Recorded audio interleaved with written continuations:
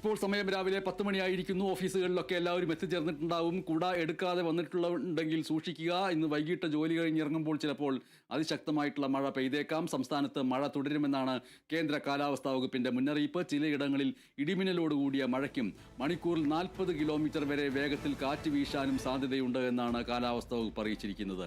May 13-ാം തീയതിയോടെ കാലവർഷം എത്തിയേക്കുമെന്നാണ് കാലാവസ്ഥാ വകുപ്പിന്റെ വിലയിരുത്തൽ. അതിനിടെ കള്ളക്കടൽ പ്രതിഭാസത്തിന്റെ ഭാഗമായി വെള്ളിയാഴ്ച രാത്രി 8:30 വരെ ആലപ്പുഴ, തിരുവനന്തപുരം, കൊല്ലം, എറണാകുളം, തൃശൂർ, മലപ്പുറം, കോഴിക്കോട്, കണ്ണൂർ, കാസർഗോഡ് തീരങ്ങളിൽ കടലാക്രമണത്തിന് സാധ്യതയുണ്ട് എന്ന് ദേശീയ സമുദ്ര സ്ഥിതി പഠന ഗവേഷണ കേന്ദ്രം അറിയിച്ചിരിക്കുന്നു. ഏതൊക്കെയാണ് ആ ജില്ലകൾ? വേഗത്തിൽ വായിച്ചപ്പോൾ മനസ്സിലായിട്ടില്ല എങ്കിൽ ഓർക്കുക, ഒന്നുകൂടി വായിക്കുന്നു ആ ഭാഗം. കള്ളക്കടൽ പ്രതിഭാസത്തിന് സാധ്യതയുള്ള കടൽ തീരങ്ങളുടെ പട്ടികയാണ് പുറത്തുവിട്ടിരിക്കുന്നത്.